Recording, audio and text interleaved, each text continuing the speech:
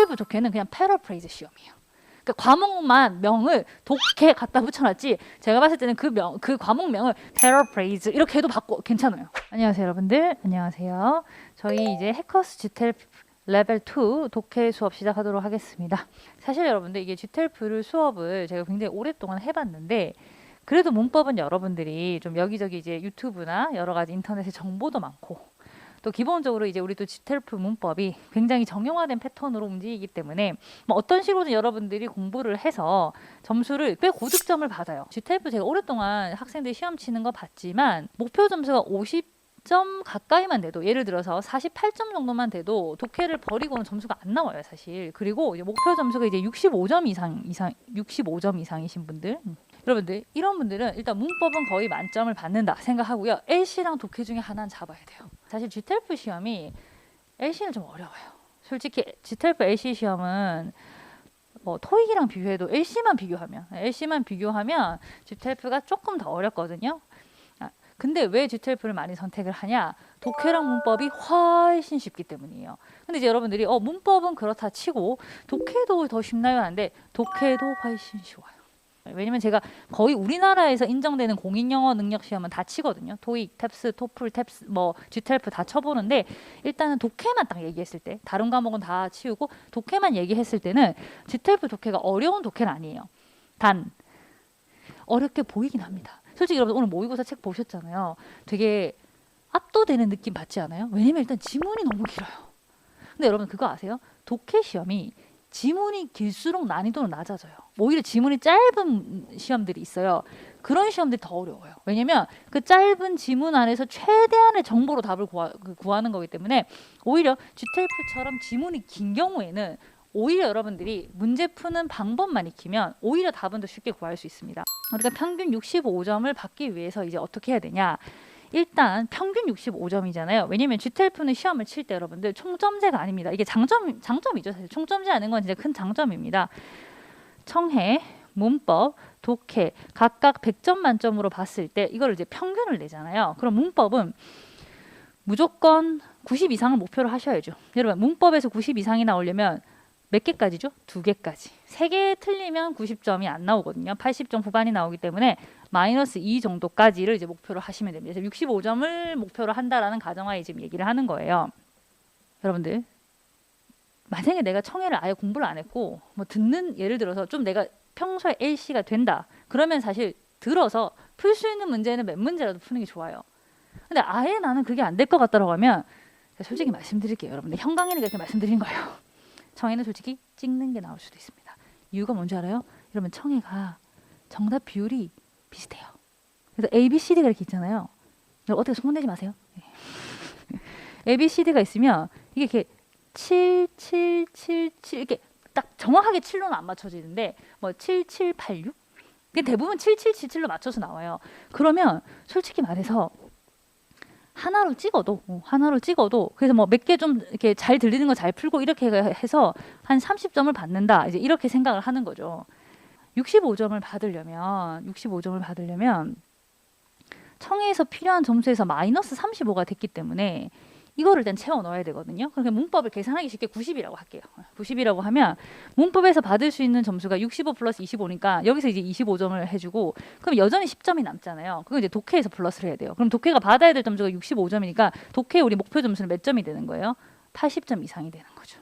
근데 여러분 여기서 이제 우리가 좋은 점이 하나 있어요. 그러니까 제가 왜 여러분들한테 토익보다 GTLP가 더 쉽다라고 제가 말씀을 드릴 수 있었냐면 여러분들에게 점수를 주는 체계가 달라요. 토익은 여러분들 상대평가예요. 상대평가이기 때문에 토익이 우리나라 공인 영어 시험 중에서 가장 응시자가 많은 거 아시죠? 상대평가이기 때문에 거의 토익은요 우리나라에 그냥 영어 공부를 하는 모든 사람이 친다라고 생각을 하는 거예요. 그러니까 약간 수능이랑 비슷해요, 여러분들. 그러면 뭐 엄청 잘하는 사람도 있고, 맞죠? 엄청 못하는 사람도 있을 거 아니에요. 근데 여러분들이 이제 GTLP 65점을 받고자 하시는 분들이 대부분 몇 점이죠? 토익은 700이에요. 700 맞죠? 네. 근데 이 토익 700이 평균이거든요. 이거 뭐냐면 가장 많은 인원수가 그 점수 때문에 몰려 있어요. 그래서 700점을 받는 게 생각보다 쉽지 않아요. 왜냐면 예를 들어 내 실력은 올랐는데 토익을 치는 응시자 전부가 실력이 올라 버리면 같이 점수가 안 나와 버려요. 그리고 또 이런 게 있어요. 문제당 배점이 살짝 달라요. 그러니까 어려운 문제는 배점이 높고 쉬운 문제는 배점이 낮고 약간 이런 게 있거든요. 근데 GTF는 일단 그런 거 없어요. 제일 좋은 거.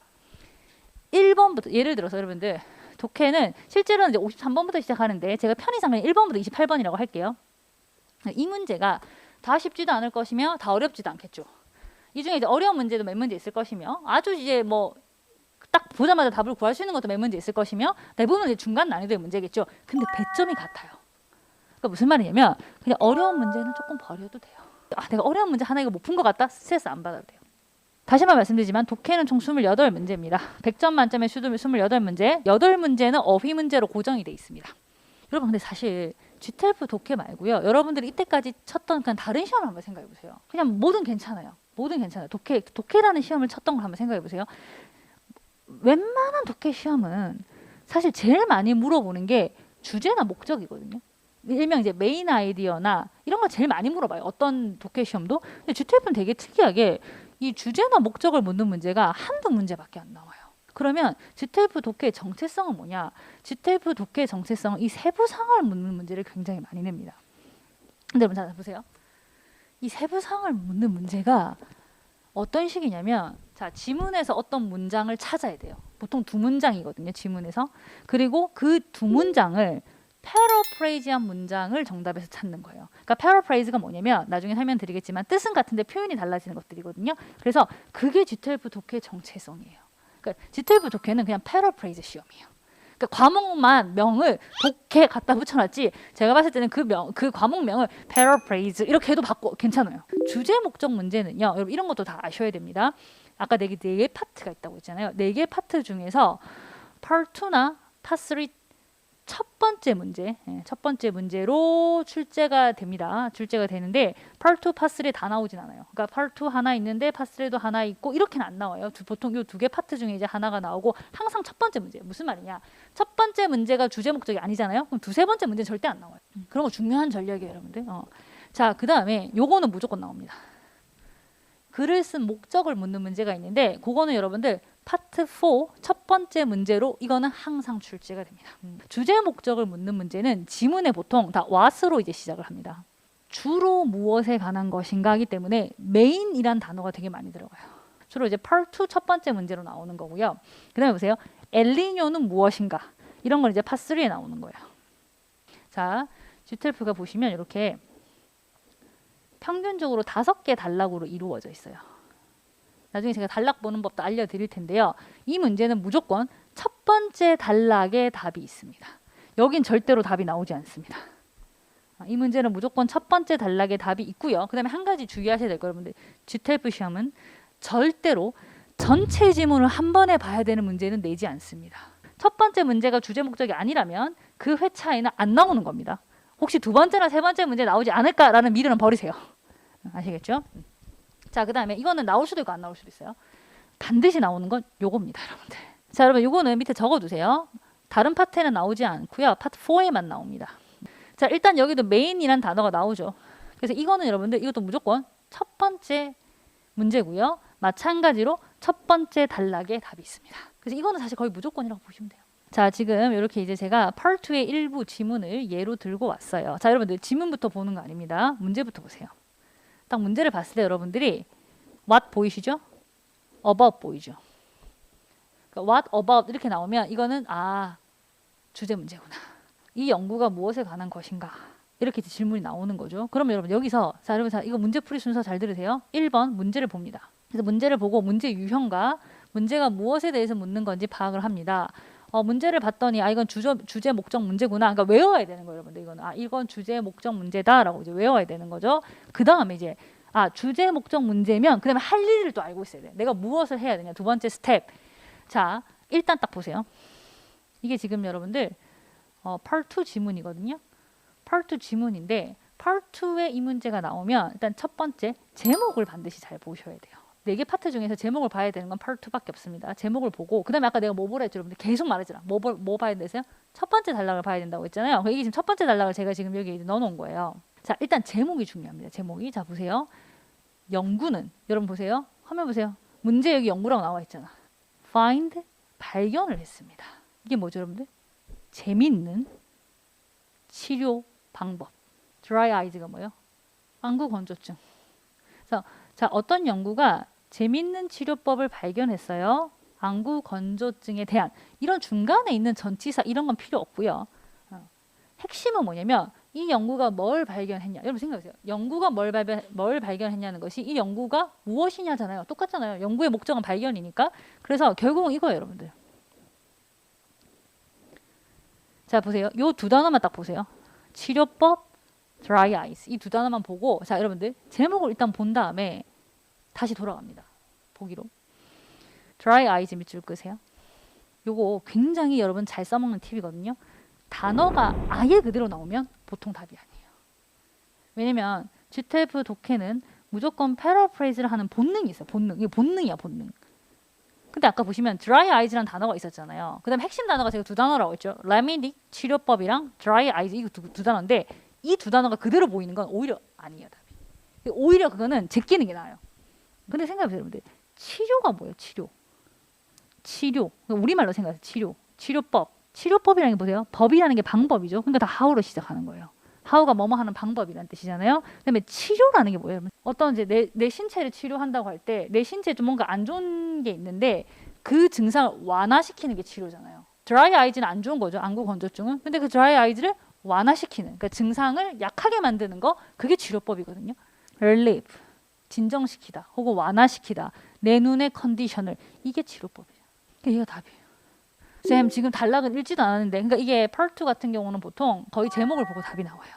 근데 제목을 보고 조심해야 될 건 단어를 그대로 쓴 건 오히려 답이 아니고 제목을 패러프레이즈한 거, 제목에 있는 핵심 단어의 뜻을 잘 설명한 게 보통 답이 되는 거죠. 자, 특정 세부사항. 여러분 딱 제가 별표 3개 붙여놨잖아요. 제일 많이 나옵니다. 자, 모든 지문에 독해 문제가 5개씩 나오잖아요. 그럼 5개 중에 최소 3개 이상이 다 전 문제거든요. 자, 여기에 별표를 크게 붙여놓으세요. 자, 여러분들 세부사항 문제에서 이 문제에서 50에서 60%가 다 뭐를 물어보냐? 인과관계를 물어봐요. 인과관계라는 건 원인이 있고 결과가 있잖아요. 시험에서는 대부분 어떻게 하냐면 결과를 문제에서 아예 제시를 합니다. 자, 어떠한 결과가 나타났어요. 이 결과의 원인이 무엇입니까? 해서 이 원인을 찾는 문제가 나와요. 그래서 인과관계를 나타내는 표현을 반드시 잘 찾으셔야 된다. 이렇게 자, 생각을 하셔야 됩니다. 자, 일단 이건 어떻게 문제를 푸냐면, 자, 보세요. 다시 한번 말씀드리지만 문제를 먼저 읽어야 돼요. 자, 문제를 먼저 읽고요. 이 문제에서 뭐를 찾아야 되냐면 키워드를 찾아야 돼요. 키워드를 찾고 그 키워드를 이제 지문에서 찾아야 돼요. 또 지문에서 찾아서 이 키워드 앞뒤 문장을 한 2문장 정도 정확하게 읽으면 무조건 답이 나와요. 근데 여러분 잠깐 보세요. 이게 조심하셔야 될 게 있는데, 자, 여러분들 여기서 또 한 가지 말씀드릴게요. 왜냐면 이제 나중에 또 문제도 풀어보셔야 되니까. 자, 어떤 문제가 있어요. 문제가 있고 보기가 ABCD가 있죠. 자, 여러분 여기서 이제 이거 여러분들 이거 중요합니다. 이거 몰라서 시간 잡아먹어서 다 못 푸시는 분 되게 많거든요. 여러분 이 세부사항 문제는요, 중요한 사실이 하나 있어요. 오답을 확인하는 과정을 거칠 필요가 없습니다. 이게 굉장히 중요한 전략이에요, 여러분들. 왜냐면 이거 몰라가지고 여러분들이 ACD가 왜 오답인지를 막 확인하려고 시간을 쓰거든요. 그러면 안 돼요. 그리고 이제 오답이 보면 여러 가지 유형이 있어요. 여러 가지 유형이 있거든요. 뭐 예를 들어서 아까 얘기한 거 이거 여러분들 보세요. 이거 별표 딱 쳐놔요. 이 지문 단어를 너무 그대로 언급을 해놓으면 그건 거의 오답으로 보셔야 된다. 그 다음에 너무 극단적인 표현. 요거 은근히 답 제낄 때 도움 많이 되더라고요. or, never 이런 거를 원래 영어에서는 안 쓰거든요. 그래서 이런 극단적인 단어들이 포함되어 있는 보기는 솔직히 거의 답이 아닙니다. 그 다음에 이거는 여러분들 좀 조심하세요. 여러분 제가 여러분들이 문제 푸는 걸 잘 보잖아요. 그러면 언제가 많이 틀린 줄 아세요? 여러분들이 아는 내용이 나오면 오히려 더 많이 틀려요. 예를 들어서 여러분들이 무슨 전공한 분야에서 엄청 유명한 사람 이런 거, 일반적으로 유명하지 않더라도 이런 사람이 만약에 이제 지문에 딱 나오잖아요. 더 많이 틀려요. 왜? 여러분들이 알고 있는 상식으로 판단을 해요. 근데 그러면 안 되거든요. 왜? 모든 독해는 반드시 지문을 근거로 판단하셔야 돼요. 연습 한번 해볼게요. 여러분 오늘 저희가 나중에 파트 1 배울 건데, 파트 1이 뭐냐면 한 인물의 일대기를 얘기하는 거거든요. 그래서 제가 여기 파트 1 샘플을 하나 가지고 왔어요. 자, 요건 이제 스콧 피츠제럴드라는 사람인데, 여러분들이 이 사람에 대한 사전 정보가 있는지 없는지는 1도 중요하지 않아요. 자, 문제를 딱 봅니다. 이게 아마 한 55번 문제쯤 됐을 거예요. 만약에 실제 시험이면. 자, 일단 요거 확인해요. Y. 이걸 보는 순간 여러분 머릿속에서 인과관계 이걸 적을 필요 없어요. 시험지에 적을 필요 없어요. 적는 것도 시간 낭비야 여러분들. 그냥 머릿속에서 인간관계 이렇게 이제 떠올리면 되는 거예요. 인간관계. 이 사람이 이제 우리 주인공이죠. 피츠제럴드랑 결혼을 했나 봐요. 결혼을 했는데 봐봐 이게 중요합니다. 여기가 이제 핵심인 거예요. 왜? 여러분 요거 뜻이 뭐예요? 여러분 이니셜 알죠? 이니셜. 이니셜이 뭐예요 여러분들? 그 단어의 첫 번째 철자잖아요. 그러니까 이니셜은 첫 번째의, 처음의란 뜻이고요. 이니셜리도 처음에는 이란 뜻이에요. 그래 보세요. 요 단어 알잖아요. 결혼.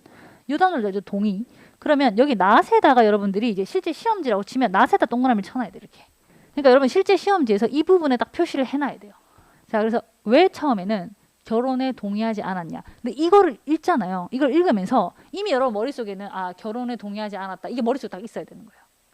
자, 그 다음에 이제 지문으로 갑니다. 자, 여기 아마 실제로 한 두 번째나 세 번째 단락쯤 됐을 거거든요. 자, 여기에서 여러분들은 이제 뭐를 찾아야 되냐면 결혼을 찾아야 돼. 결혼이 여기 있어요, 여러분들. 맞죠? propose marriage 하면 이제 결혼 신청, 우리 얘기 생각하는 거 propose입니다. 이 사람이 결혼 신청을 했죠? 그럼 이 사람은 뭐겠어요? 결혼 신청 받은 사람이겠지. 그러면 우리가 이제 문제에서 얘기한 얘겠지. 근데 중요한 건 이거야. reject는 뭐예요? 거절하다. 그럼 보세요. 거절을 했다는 거는 당연히 동의하지 않았다랑 같은 말이죠. 그러니까 not agree, not agree를 이렇게 표현한 거야. 자, 그 다음. 그럼 자 보세요. 화면 봐봐. 여기가 키워드예요, 여러분들. 여기가. 아까 제가 키워드 찾으라고 했잖아요. 그러니까 이게 질문에 있었던 키워드고 이거를 패러프레이즈한 표현지 여기 되는 거예요, 여러분들. 이 단어 몰라도 돼. 몰라도 돼. 스트레스 받을 필요 없어요. 자, 그럼 이제 쌤이 바로 앞이나 바로 뒤라고 했잖아요. 그러면 일단 보통 뒤에가 많아요, 여러분들. 한 10문제 중에 8문제가 뒤에 있거든요. 여기 보세요, 여기. 여러분, 사이트가 무슨 뜻인지 몰라도 괜찮아요. 참고로 언급하다라는 뜻인데, 말하다 언급하다인데 그거 몰라도 되고, 여러분들이 반드시 해석할 수 있어야 되는 건 이 부분입니다. 자, lack of 뭐예요? 부족. 여러분, 이거 뭔지는 모를 수 있는데 이건 알잖아요, 여러분들. financial, 이거 한글이잖아, 한글. financial 뭐예요? 금전. 민지는 솔직히 여러분들 그냥 재산이란 뜻인데 그냥 돈이야, 돈. 쉽게 얘기하면 맞죠? 그래서 돈이 부족. 그럼 여러분들은 그냥 다른 거 다 됐고 이게 밑에 읽을 필요 없어요. 그냥 돈이 없다. 이걸 찾으세요. 이 worth 이게 돈이잖아요. 그러니까 너무 money란 단어를 적나라하니까 잘 안 쓴 거예요, 여러분들. 이렇게. 그래 보세요. not enough. 그러니까 충분한 재산이 없다. 이게 마찬가지로 돈이 없다는 뜻이죠. C가 정답인 거죠. 세 번째 유형입니다. true, not true 유형인데요. 여러분 이거는 문제를 보면 그냥 1초 만에 판단이 됩니다. 왜? 문제 안에 이 단어가 들어있거든요. 자 보세요. 여기 표시하죠. 형광펜으로 not true.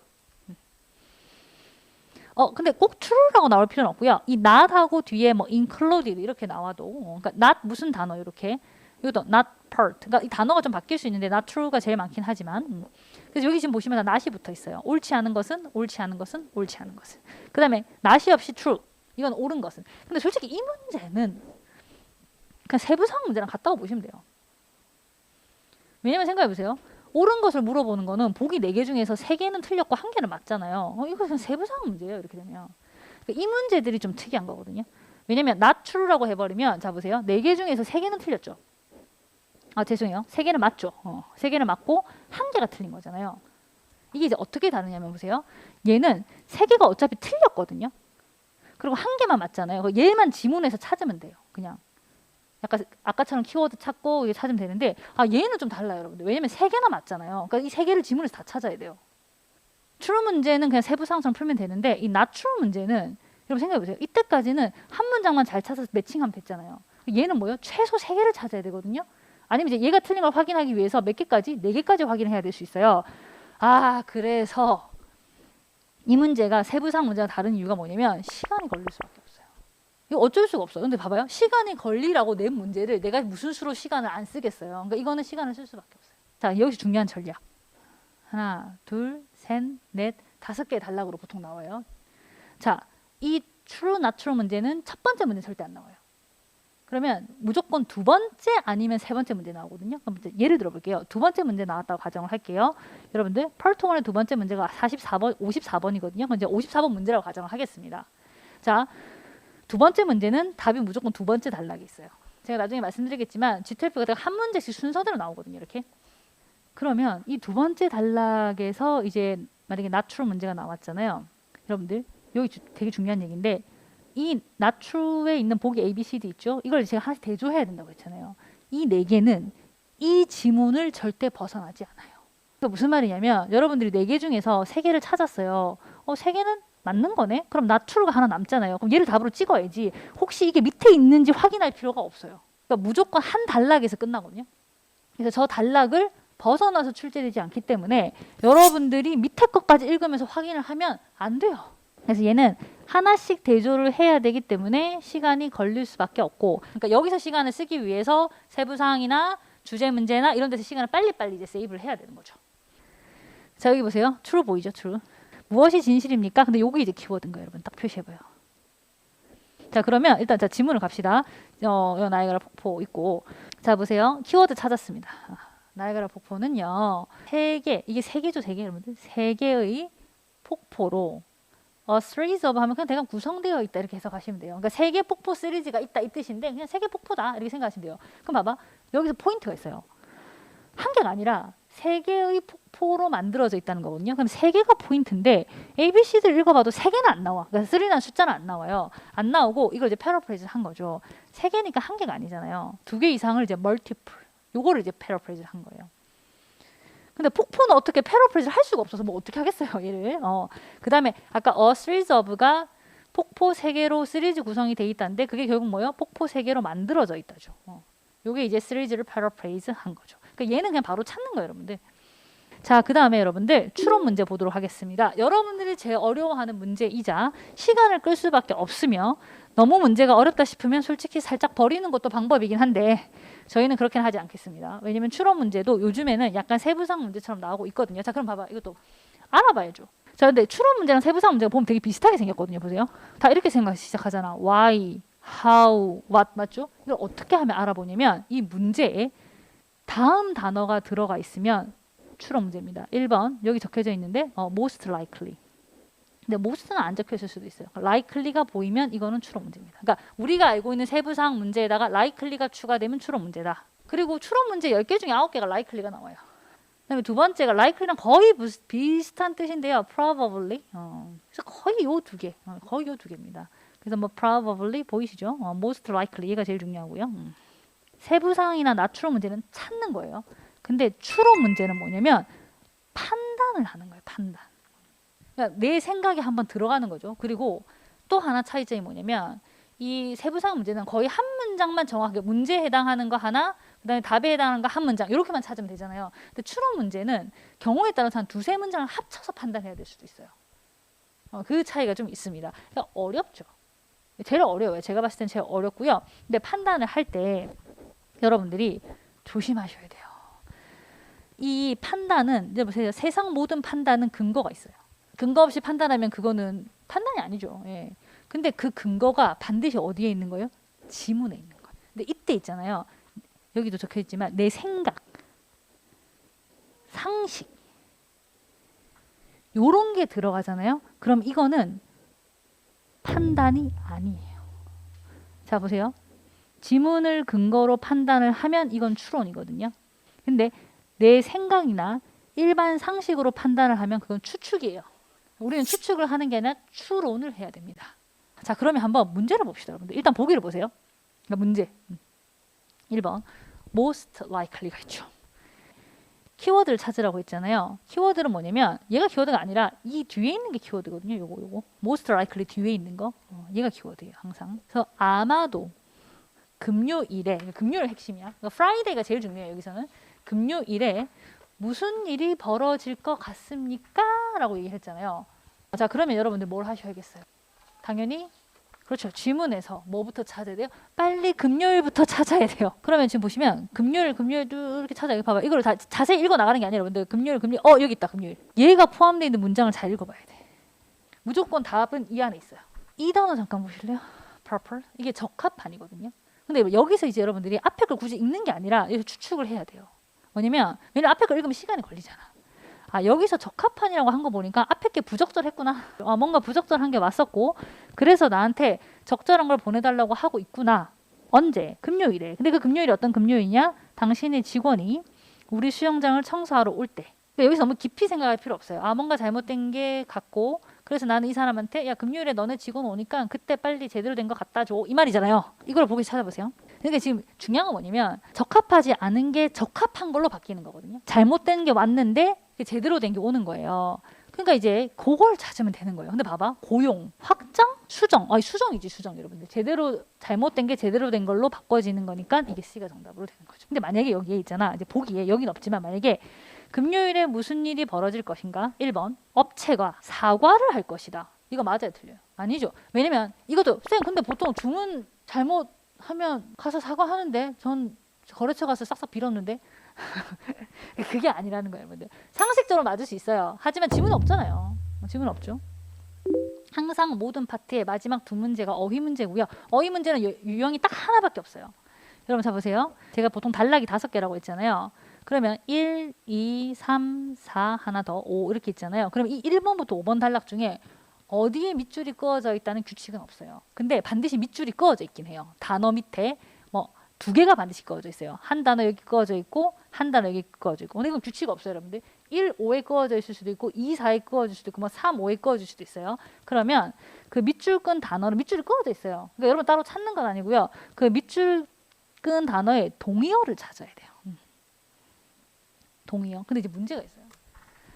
여러분 한 단어의 동의어는 한 개가 아니에요. calm의 동의어는 한 10개쯤 될걸요? 근데 그 10개 중에 2개가 보기에 다 있는 경우가 있어요. 아, 쌤 그럼 어떻게 해요? 지문을 봐야 돼요. 왜냐면 보세요. 이게 봐봐 있어요. 이 지문의 문맥상이에요. 그러니까 이 지문의 내용상 동의어를 찾으라는 거예요. 그럼 이제 동의어는 일단 기본 어휘 실력이 돼야 돼요. 왜냐면 여러분들 동의어 문제가 8문제가 나오는데 이 중에서 4문제 정도는 여러분들의 아까도 얘기했지만 대한민국 평균에 해당하면 대한민국 평균이라고 하면 그냥 영어를 엄청 잘하지도 않는데 그렇다고 해서 뭐 알파벳도 모른다 이 수준은 아니고 그래도 뭐 중고등학교 대학교까지 영어 공부를 뭐 그냥 남들 하는 만큼 했다라고 생각을 하면 한 4문제 정도는 그래도 뜻을 알 만한 게 나오거든요. 근데 적으면 2개 많으면 4개까지는 아예 이 뜻이 생소할 수도 있어요. 근데 그런 문제를 낼 때는 보통은 지문의 근거를 되게 타이트하게 줘요. 그러니까 이 단어는 모르더라도 앞뒤에 해석을 해서 끼워 맞출 수 있게 출제를 합니다. 보통. 제가 바로 문제 유형을 볼게요. 그러니까 이런 식인 거예요. 보세요. 이게 문제거든요. 이게 문제. 그러니까 모든 독해 지문에서 마지막 2문제가 이렇게 나와 있어요. 나와 있고 여기 이제 밑줄이 그어져 있고 지문에도 밑줄이 그어져 있죠. 이렇게. 그리고 얘 동의어를 이 문맥 안에서 찾아요. 문맥 안에서. 이 문맥 안에서 얘가 무슨 뜻으로 쓰였냐를 찾아야 돼요. 왜냐면 calm이라는 단어가 되게 여러 가지 뜻이 있거든요. 그 여러 가지 뜻 중에서 이 문맥 안에서 무슨 뜻으로 쓰였냐. 그리고 약간 이거는 뭐도 중요하냐면 느낌도 되게 중요해요. 이 단어가 어떠한 느낌을 가지고 있냐. 왜냐면 그렇게 답이 이 느낌이 일치해서 아니면 뜻은 일치하는데 느낌이 달라서 답이 안 된다 이런 것들이 있거든요. 지금 아마 무슨 말인지 와닿지 않을 거예요. 제가 문제를 풀면서 다시 또 천천히 설명을 드리도록 하겠습니다.